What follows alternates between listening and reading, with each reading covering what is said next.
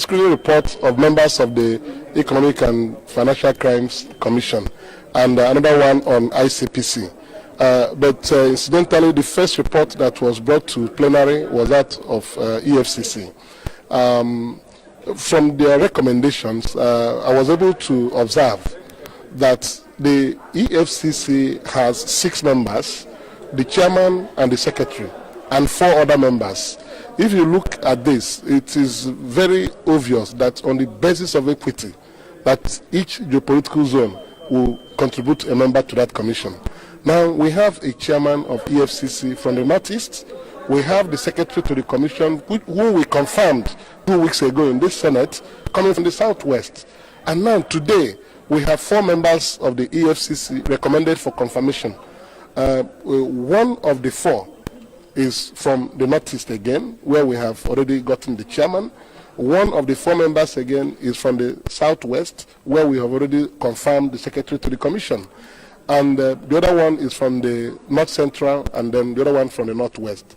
South, and Southeast, both of them have no member in the commission.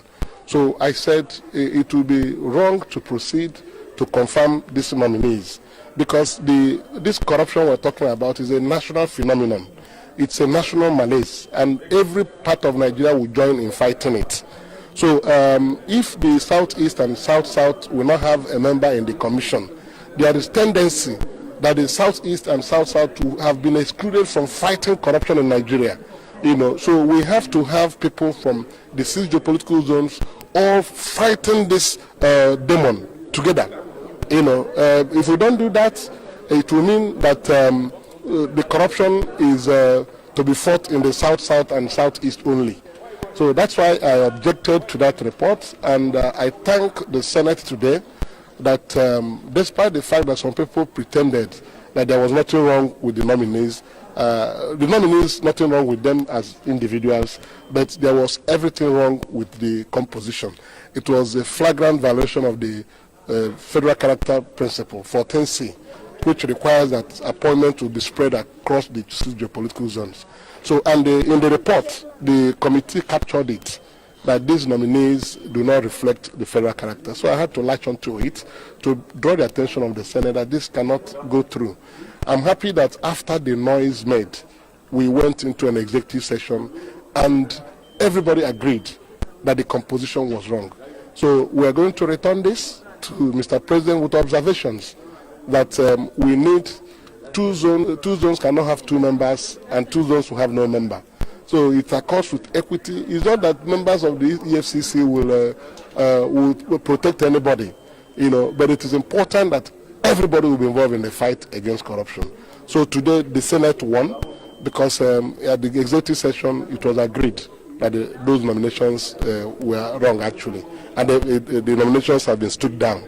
Both for the ICPC, which was also observed, out of 9 members, the Northeast has no member. So the 2 reports have been stood down for further legislative action. They will go and tell Mr. President that in returning nominees next time to the National Assembly, to the Senate for confirmation, he has to reflect these observations. Distinguished, what about if Mr. President does not accept to that? What do you think? No, it is our duty as Senate to confirm his nominees. The law has said so, the Constitution has said so. So we must confirm the nominees for them to function. We are not rubber stamped here, and that's why we are here, 109 of us. When something comes, we have to ensure that it maintains the balance needed in the Constitution for it to pass through. If the Constitution did not envisage that we can withhold our confirmation, it will not mandatorily say that Mr. President will send the nominees to us. So now that we have sent it back to him, he has to reflect the observations. We have sent amended electoral act to him 4 times, and he has returned them with observations. So this one, there's no observation that is more cogent than this one in constituting the members of the EFCC. So it is good for Nigeria. It's not about any sectional interest. It's for us to live according to the creed of the country: unity and faith, peace and progress.